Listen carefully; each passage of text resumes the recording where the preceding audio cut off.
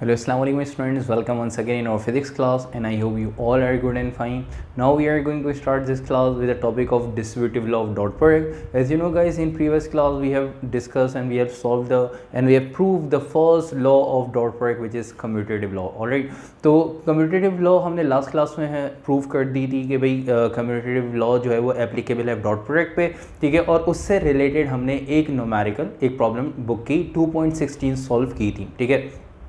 और आज की क्लास में हम स्टार्ट करेंगे डॉट प्रोडक्ट का सेकंड लॉ, और डॉट प्रोडक्ट का जो सेकंड लॉ प्रूव करने जा रहे हैं। और उस डॉट प्रोडक्ट का सेकंड लॉ के आपके पास distributive law of dot product, जो कि आपके पास है A dot B plus C बराबर है A dot B plus A dot C. आपने प्रूव करना है कि डिस्ट्रीब्यूटिव लॉ भी एप्लीकेबल है डॉट प्रोडक्ट पे या नहीं, जिस तरह से हमने कम्यूटेटिव लॉ प्रूव किया था, ठीक है। तो अब डॉट प्रोडक्ट का सेकंड लॉ डिस्ट्रीब्यूटिव लॉ हम प्रूव करने जाएंगे। और आप देख सकते हैं कि इसमें आपके पास तीन वेक्टर यूज़ हो रहे हैं, ठीक है। तो vector A, vector B and vector C. और अगर इसकी लेफ्ट हैंड साइड देखें तो आपने क्या करना है, इसको प्रूव करना है, लेफ्ट हैंड साइड को सॉल्व करना है, राइट हैंड साइड के इक्वल लेके आना है, ठीक है। तो हम लेफ्ट हैंड साइड लेंगे और लेफ्ट हैंड साइड के अकॉर्डिंग हम राइट हैंड साइड जो है वो प्रूव करेंगे। और अगर आपने प्रूव कर दी तो उसका मतलब क्या है, डिस्ट्रीब्यूटिव लॉ भी एप्लीकेबल होगा किस पे, डॉट प्रोडक्ट पे। तो लेफ्ट हैंड साइड में आप देखें तो आपके पास तीन वेक्टर हैं, वेक्टर ए, बी और वेक्टर सी। अब यहाँ पे इससे पहले डॉट प्रोडक्ट का जो फर्स्ट लॉ था कम्यूटेटिव लॉ, जिसमें ए डॉट बी लिखा हुआ है, अगर ए पहले लिखा हुआ है तो ए रेफरेंस वेक्टर, बाद वाला vector component vector. B dot A लिखा हुआ है तो B reference vector, A component vector. यहाँ पे लिखा हुआ है A dot B plus C, इसका मतलब यहाँ पे ए जो है वो रेफरेंस वेक्टर है और बी और सी ये दोनों यहाँ पे जो हैं वो कंपोनेंट वेक्टर्स हैं, ठीक है बेटे। देख लीजिएगा, ए जो है वो यहाँ पे रेफरेंस वेक्टर है और बी और सी ये दोनों कंपोनेंट्स वेक्टर हैं, ठीक है। अच्छा जी, तो अब यहाँ पे आपके पास एक रेफरेंस वेक्टर है और दो कंपोनेंट वेक्टर्स हैं, ठीक है। अब कंपोनेंट वेक्टर्स का मतलब वो वेक्टर्स जिनके हम कंपोनेंट्स बनाते हैं। तो आप देख सकते हैं यहाँ पे मैंने डायग्राम बनाई है बिल्कुल इसी के अकॉर्डिंग कि भाई जो फर्स्ट वेक्टर है इसको कहेंगे रेफरेंस वेक्टर, और बाद डॉट के बाद के जो वेक्टर्स हैं वो क्या कहलाते हैं, कंपोनेंट वेक्टर। यहाँ पे डॉट के बाद दो वेक्टर्स हैं, कम्यूटेटिव लॉ में एक वेक्टर था तो वहाँ पे एक रेफरेंस और एक कंपोनेंट वेक्टर। यहाँ पे आपके पास डॉट के बाद दो वेक्टर हैं, इसका मतलब यहाँ पे आपके पास दो कंपोनेंट वेक्टर हैं, ठीक है। तो आप देख सकते हैं ये आपके पास है वाई एक्सिस और ये है एक्स एक्सिस। ए जो है वो रेफरेंस वेक्टर था तो मैंने ए को कहाँ पे फॉर्म किया हुआ है, रेफरेंस वेक्टर पे, ठीक है। ए क्योंकि रेफरेंस वेक्टर है इसको जो है यहाँ पे मैंने एक्स एक्सिस पे रिप्रेजेंट किया हुआ है, क्योंकि जो रेफरेंस वेक्टर होता है उसको हम एक्स एक्सिस पे फॉर्म करते हैं, ठीक है। तो यहाँ पे हमारे पास रेफरेंस वेक्टर ए था तो ए को मैंने एक्स एक्सिस पे फॉर्म कर दिया ताकि ये जो है क्योंकि रेफरेंस वेक्टर था, ठीक है। अब कंपोनेंट वेक्टर आपके पास क्या है, बी और सी। तो कंपोनेंट वेक्टर को हम एक्स और वाई एक्सिस के बिटवीन यहाँ पे फॉर्म करते हैं। तो आप देख सकते हैं मैंने बी और सी दोनों कंपोनेंट वेक्टर को एक्स और वाई एक्सिस के बिटवीन यहाँ पे फॉर्म किया हुआ है। वेक्टर बी और वेक्टर सी दोनों यहाँ पे एक्स और वाई एक्सिस के बिटवीन फॉर्म हुए हैं, ठीक है बेटे। तो तीन vector, vector A, vector B और वेक्टर सी यहाँ पे डायग्राम में हमने फॉर्म कर दिए। वेक्टर ए रेफरेंस वेक्टर था, एक्स एक्सिस पे फॉर्म कर दिया। बी और सी कंपोनेंट वेक्टर्स हैं, इस वजह से एक्स और वाई एक्सिस के बिटवीन यहाँ पे हमने इनको फॉर्म कर दिया। बिल्कुल जिस तरह से हमने रेक्टेंगुलर कंपोनेंट्स ऑफ वेक्टर का टॉपिक पढ़ा था, और रेक्टेंगुलर कंपोनेंट्स ऑफ वेक्टर में हमने दो वेक्टर्स को a1 और a2 को हेड टू टेल रूल के अकॉर्डिंग ज्वाइन किया था और एक राइट एंगल ट्राइंगल फॉर्म किया था। बिल्कुल इसी तरह से यहाँ पे ये डायग्राम भी जो है वो फॉर्म होगी, डायग्राम जो है वो बनाएंगे बिल्कुल उसी पैटर्न पे जिस तरह से रेक्टेंगुलर कंपोनेंट ऑफ वेक्टर का टॉपिक हमने किया था। तो डायग्राम ज़रा समझिएगा, यहाँ पे आपके पास जो कंपोनेंट वेक्टर्स हैं वेक्टर बी और वेक्टर सी, ठीक है, इनके हमने कंपोनेंट्स बनाने हैं, लेकिन पहले इनको हम according to head to tail rule के अकॉर्डिंग हम इनको ज्वाइन कराएंगे और ज्वाइन करके इनसे एक रिजल्टेंट वेक्टर फॉर्म करेंगे। उसके बाद हम इन कंपोनेंट वेक्टर्स, ठीक है, बी और सी और रिजल्टेंट वेक्टर के कंपोनेंट्स जो हैं वो यहाँ पे हम बनाएंगे, ठीक है बेटे। चलते हैं इनको सॉल्व करने, आगे डायग्राम को प्रोसीड करने, डायग्राम कंप्लीट करते हैं कि भाई दो वेक्टर्स हैं आपके पास, वेक्टर बी और वेक्टर सी, ठीक है। तो वेक्टर बी और वेक्टर सी को हम according to head to tail rule जो है वो ज्वाइन करने जा रहे हैं। तो वेक्टर बी के हेड से वेक्टर सी की टेल को हम ज्वाइन करेंगे।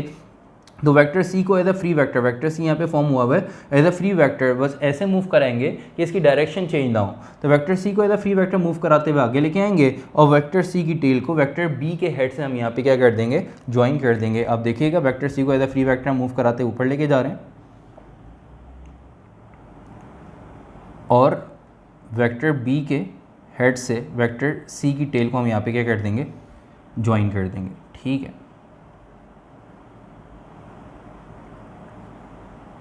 यहाँ पे मैंने वेक्टर सी को मूव कराते हुए ऊपर लेके चला गया और वेक्टर सी की टेल को वेक्टर बी के हेड से यहाँ पे मैंने क्या कर दिया, ज्वाइन कर दिया। आपने देख लिया यहाँ पे। अब तक मैंने सिर्फ क्या काम किया, एक ही स्टेप मैंने आगे सॉल्व किया है। क्या करा है, एक स्टेप में डायग्राम के कि बस वेक्टर सी को as a free vector move कराते हुए आगे लेके गया और वेक्टर सी की टेल को वेक्टर बी के हेड से यहाँ पे मैंने ज्वाइन कर दिया। जब वेक्टर बी और वेक्टर सी को according to head to tail rule join किया तो उससे मुझे एक रिजल्टेंट वेक्टर मिलेगा और उस रिजल्टेंट वेक्टर को मैं यहाँ पे किससे रिप्रेजेंट कर दूंगा बेटा, आर से। ठीक है, तो मैंने वेक्टर बी और वेक्टर सी को according to head to tail rule join किया, उससे मुझे एक रिजल्टेंट वेक्टर मिला और उस रिजल्टेंट वेक्टर को मैंने किससे रिप्रेजेंट कर दिया, वेक्टर आर से। और आप देख सकते हैं रिजल्टेंट जो है वो टेल टू टेल और हेड टू हेड जो है वो ज्वाइन होता है। यहाँ तक तो आप लोगों को क्लियर होगा, कोई कन्फ्यूजन नहीं होगी। वेक्टर बी और सी को according to head to tail rule join किया, उनसे एक रिजल्टेंट वेक्टर मिला, वेक्टर आर। अब वेक्टर बी के कंपोनेंट्स बनाएंगे। ठीक है, अब वेक्टर बी और वेक्टर सी के कंपोनेंट्स बनाएंगे। तो वेक्टर बी का हम एक हॉरिजॉन्टल कंपोनेंट बनाते हैं जिसको बी एक्स, और वेक्टर बी का एक वर्टिकल कंपोनेंट बनाते हैं जिसको हम बी वाई, और बी वाई को डायरेक्ट हम यहीं पर ही बनाएंगे। अच्छा बेटा देखिएगा, क्योंकि आपके पास एक रेफरेंस वेक्टर है, इस वजह से जैसे हमने पिछले टॉपिक में डिस्कस किया, पिछली क्लास में डिस्कस किया कि भाई बी एक्स बराबर होता है बी ए के, क्योंकि रेफरेंस वेक्टर के अकॉर्डिंग। इसी तरह यहाँ पे भी वेक्टर बी का हॉरिजॉन्टल कंपोनेंट बनाएंगे जिसको हम यहाँ पे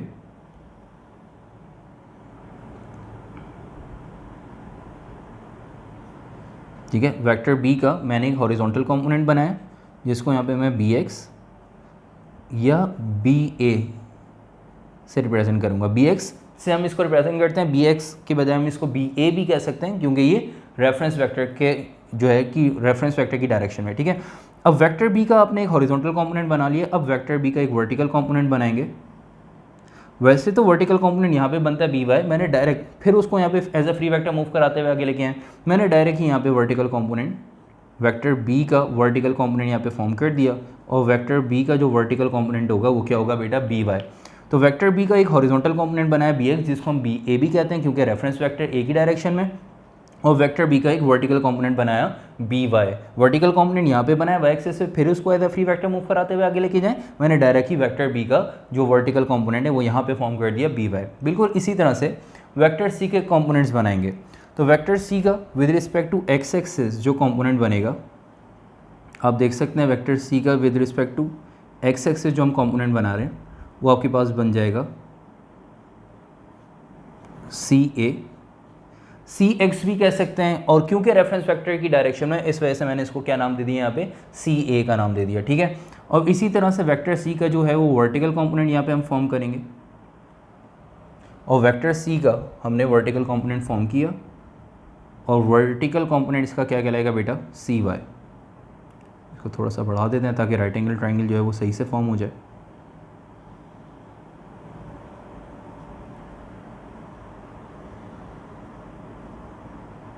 ठीक है, तो वेक्टर सी का ठीक है आपने वर्टिकल कंपोनेंट बना लिया। तो आपने देखा वेक्टर सी यहाँ से स्टार्ट हो रहा है, तो वेक्टर सी जहाँ से स्टार्ट हो रहा है वहीं से इसके कंपोनेंट्स बनाएंगे। ठीक है, तो वेक्टर सी का एक आपने हॉरिजॉन्टल कंपोनेंट बनाया जिसको आपने यहाँ पे सी ए सी एक्स, क्योंकि रेफरेंस वेक्टर की डायरेक्शन में इस वजह से डायरेक्ट मैंने यहाँ पे इसको सी ए का नाम दे दिया।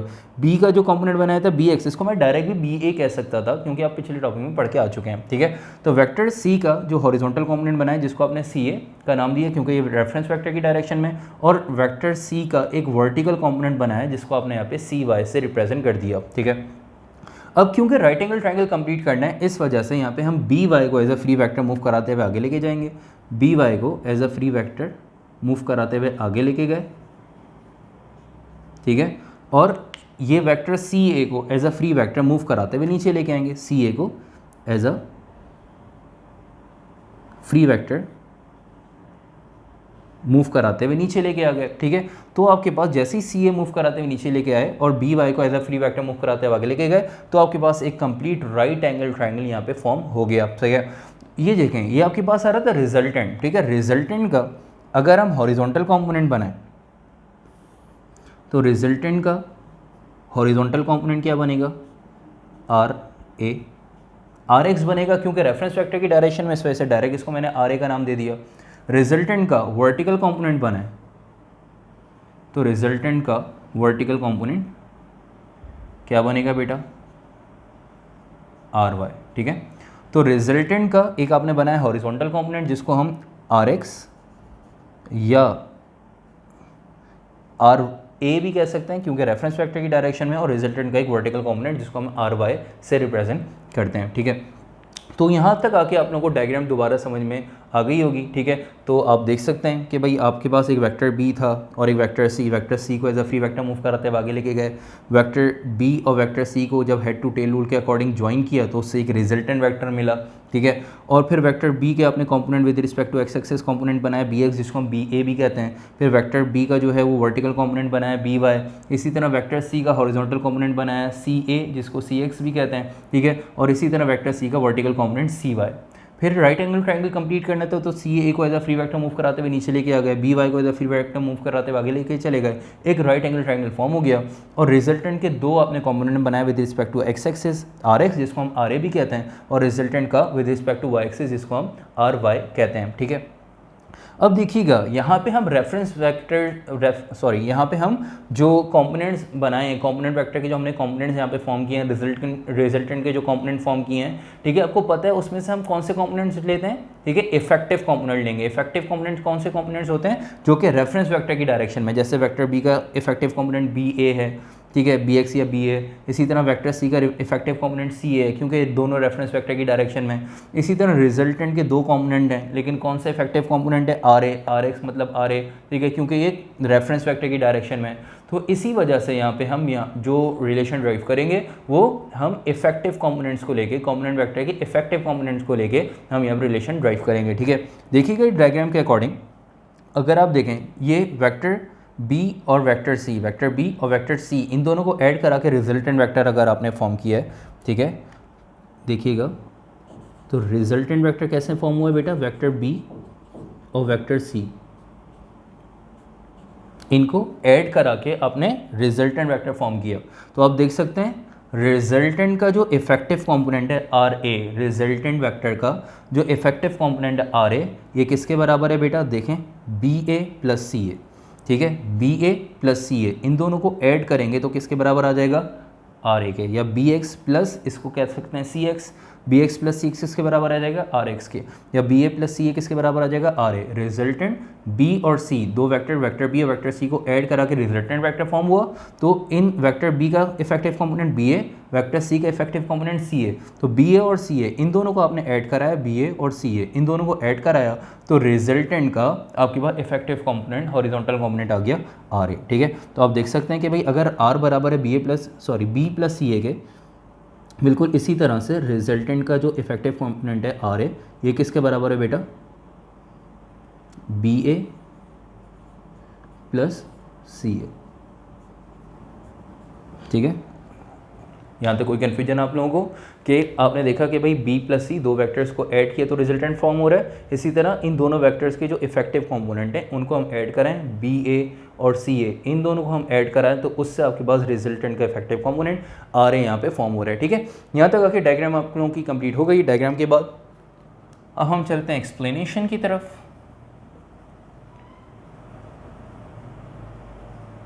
एक्सप्लेनेशन के हेडिंग डालें और एक्सप्लेनेशन लिखना स्टार्ट करें। Consider three vectors a, b and c. Consider three vectors a, b and c having different magnitude and direction. Consider three vectors a, b and c having different magnitude and direction are starting from same point, having different magnitude and direction are starting from same point, full stop, are starting from same point, full stop, according to the condition, vector a के ऊपर arrow है, according to the condition a, vector a is a reference vector, according to the condition vector a is a reference vector, and vector b and c are the component vectors. and vector B and C are the component vectors. Vector B and C are the component vectors. Full stop. According to the diagram,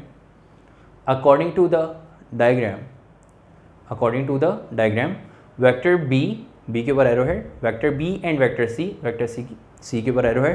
According to the diagram, vector B and vector C are added by head to tail rule. According to the diagram, vector B and vector C are added by head to tail rule and form a single resultant vector R. Vector B and C are added by head to tail rule and form a single resultant vector R. Full stop. In this case, the effective component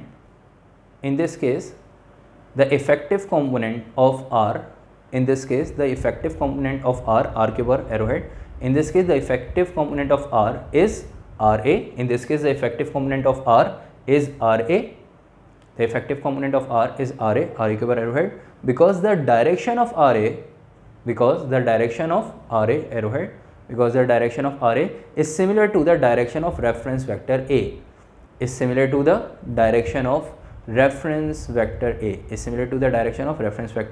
A के ऊपर arrowhead. Full stop. ठीक है बेटे, यहाँ तक आके इसकी explanation हो गई कंप्लीट. चलते हैं रिलेशन की तरफ, और रिलेशन ड्राइव करने जा रहे हैं. तो देखिएगा कि आपके पास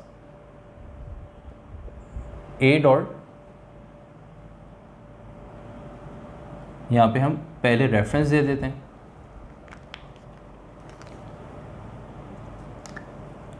भाई by taking left hand side, पहले लेफ्ट हैंड साइड जो है वो हम ले रहे हैं. और लेफ्ट हैंड साइड क्या है बेटा आपके पास? A dot B plus C. ठीक है, लेफ्ट हैंड साइड आपने ली, left hand side A dot B plus C. अब हम जब इसको ड्राइव करेंगे तो आप देखिएगा, क्योंकि according to the dot product, तो डॉट प्रोडक्ट में जब दो वेक्टर क्वांटिटीज़ आपस में मल्टीप्लाई होती हैं, ठीक है, तो उनका जो आंसर आता है वो किस में आता है? स्केलर फॉर्म में आता है. ठीक है, मैग्नीट्यूड फॉर्म में आता है. तो आप देख सकते हैं, जब जैसे आपने इससे पहले कम्यूटेटिव लॉ में भी पढ़ा कि भाई जो रेफरेंस वेक्टर होता है, ठीक है, उसको अगर हम किसी कॉम्पोनेंट वेक्टर से मल्टीप्लाई करें तो उनका जो डॉट प्रोडक्ट होता है, तो रेफरेंस वेक्टर को magnitude form as it is लिख देते हैं, और जो कॉम्पोनेंट वेक्टर्स होते हैं, जो कंपोनेंट वेक्टर होते हैं, उसका इफेक्टिव कंपोनेंट लिखते हैं. अब यहाँ पे देखिएगा, एक रेफरेंस वेक्टर है, दो कंपोनेंट वेक्टर है. तो जो रेफरेंस वेक्टर होता है वो तो मैग्नीट्यूड फॉर्म में एज इट इज़ आ जाता है, रेफरेंस वेक्टर मैग्नीट्यूड फॉर्म में एज इट इज़ आ जाता है. लेकिन जो कंपोनेंट वेक्टर है, ठीक है, उसका इफेक्टिव कंपोनेंट लिखते हैं. तो b प्लस सी जो है, देखिएगा b प्लस सी किसके बराबर है? r के. ठीक है, तो b प्लस सी r के बराबर है, लेकिन यहाँ पे मैं R नहीं, R का इफेक्टिव कंपोनेंट लिखूंगा, और वो क्या है बेटा? RA. R का इफेक्टिव कंपोनेंट क्या है? RA. ठीक है, तो यहाँ पे रेफरेंस भी दे दें कि भाई vector B plus vector C किसके बराबर है? वेक्टर R, और R का जो इफेक्टिव कंपोनेंट है वो क्या है? RA. ठीक है, इसको वेक्टर फॉर्म में नहीं मैग्नीट्यूड फॉर्म में लिखना है, क्योंकि वेक्टर क्वांटिटीज जब मल्टीप्लाई होती हैं तो डॉट प्रोडक्ट के अकॉर्डिंग आंसर मैग्नीट्यूड फॉर्म में, स्केलर फॉर्म में आता है, तो उसको वेक्टर फॉर्म में नहीं लिखते. ठीक है, तो reference vector as it is आ गया. और B प्लस सी जो है, ये B प्लस सी क्या है? आपके पास कॉम्पोनेंट वेक्टर है, और B प्लस सी किसके बराबर है बेटा? R के. तो और R का इफेक्टिव कॉम्पोनेंट क्या है? RA. तो आपने क्या करा? कॉम्पोनेंट वेक्टर का इफेक्टिव कॉम्पोनेंट यहाँ पे लिख दिया. सही है. अब देखिएगा नेक्स्ट स्टेप में कि A dot B plus C equals to A. अब ज़रा देखिएगा बेटा, RA जिस तरह से B प्लस सी बराबर है R के, इसी तरह से बेटा BA प्लस CA किसके बराबर है? RA के. और अगर यहाँ पे मैग्नीट्यूड फॉर्म है तो मैग्नीट्यूड फॉर्म में लिखेंगे कि भाई RA किसके बराबर है? BA plus CA. RA किसके बराबर बेटा? BA plus CA. RA की जगह RA की वैल्यू BA प्लस CA आपने लिख दी. ठीक है, अब ब्रैकेट के बाहर A है, ब्रैकेट के अंदर वाली दोनों वैल्यू से A को मल्टीप्लाई कर देंगे. देख लीजिएगा, A यहाँ पे जो है वो BA से ही मल्टीप्लाई होगा, और A जो है वो CA से ही मल्टीप्लाई होगा. नेक्स्ट स्टेप में A dot B plus C equals to, A को जब BA से मल्टीप्लाई करें तो AB आ जाएगा, प्लस ए को जब सी ए से मल्टीप्लाई करें तो ए सी आ जाएगा। ठीक है, यहाँ तक आके आपको कुछ जो है वो आइडिया होना चाहिए अब, क्योंकि इससे प्रीवियस क्लास में जो प्रीवियस लेक्चर हमने पढ़ा उसके अंदर कम्यूटेटिव लॉ डिस्कस किया। कम्यूटेटिव लॉ में आपने पढ़ा कि ए बी ए किसके बराबर होता है बेटा, यहाँ पे रेफरेंस देते हैं कि ए बी ए बराबर होता है किसके,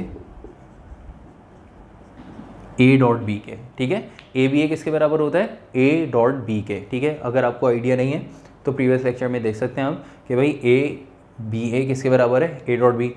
अगर बिल्कुल इसी तरह अगर ए बी ए बराबर है ए डॉट बी के, तो सिमिलरली ए सी ए किसके बराबर हो जाएगा बेटा, ए डॉट सी के। ठीक है, अगर ए बी ए बराबर है ए डॉट बी के, तो ए सी ए किसके बराबर हो जाएगा, ए डॉट सी। बस इनकी जगह इनकी वैल्यूज पुट कर दें कि भाई ए डॉट बी प्लस सी बराबर है ए बी ए की जगह क्या आ जाएगा बेटा, ए डॉट बी, और प्लस का sign as it is A C A की जगह क्या आ जाएगा बेटा, ए डॉट सी। ठीक है, यहाँ तक आगे आपने डिस्ट्रीब्यूटिव लॉ भी प्रूव कर दिया डॉट प्रोडक्ट का कि भाई डिस्ट्रीब्यूटिव लॉ भी एप्लीकेबल है डॉट प्रोडक्ट में। ठीक है बेटे, तो यहाँ तक आगे आपने कॉपी करना है और कॉपी करने के बाद नीचे लिख लिएगा hence it is proved that distributive law is also applicable for dot product. Distributive law is also applicable for dot product. ठीक है बेटे, यहाँ तक आके आपने डिस्ट्रीब्यूटिव लॉ जो है वो सॉल्व किया और डॉट प्रोडक्ट का यहाँ तक आके टॉपिक कंप्लीट हो गया। इंशाल्लाह नेक्स्ट क्लास में हम वेक्टर प्रोडक्ट, क्रॉस प्रोडक्ट जो है इसका टॉपिक स्टार्ट करेंगे। इसका फॉर्मूला जो है वो डिस्कस करेंगे, क्रॉस प्रोडक्ट का उनकी प्रॉपर्टीज़ डिस्कस करेंगे, फिर उसका मैग्नीट्यूड किस तरह से कैलकुलेट करते हैं, डॉट प्रोडक्ट के जो न्यूमेरिकल्स हैं, ठीक है सॉरी क्रॉस प्रोडक्ट के जो न्यूमेरिकल्स हैं वो कैसे सॉल्व होंगे, फिर जो है वो क्रॉस प्रोडक्ट का जो लॉ है कम्यूटेटिव लॉ वो किस तरह से हम जो है वो ड्राइव करेंगे, तो उसको हम कैसे प्रूव करेंगे इंशाल्लाह ये नेक्स्ट लेक्चर्स में हम डिस्कस करेंगे। ठीक है, आज की क्लास को यहाँ पे एंड करते हैं। वीडियो बेटा अगर आप लोगों ने अब तक लाइक नहीं की, चैनल को सब्सक्राइब नहीं किया तो चैनल को लाजमी सब्सक्राइब करें, वीडियो को जो है वो लाजमी लाइक किया करें, कमेंट लाजमी किया करें, अगर आप लोगों को कोई कन्फ्यूजन है तो पूछा करें, डिस्क्रिप्शन देख लिया करें। ठीक है, किस तरह से कॉन्टैक्ट करना है आप लोग मेल कर सकते हैं, व्हाट्सएप कर सकते हैं। ठीक है, तो यहाँ तक आके जो है वो आपका डॉट प्रोडक्ट का टॉपिक कंप्लीट हो गया। इंशाल्लाह नेक्स्ट क्लास में हम जो है वो क्रॉस प्रोडक्ट का टॉपिक स्टार्ट करेंगे। तब तक के लिए अपना ख्याल रखिएगा। अल्लाह हाफिज़।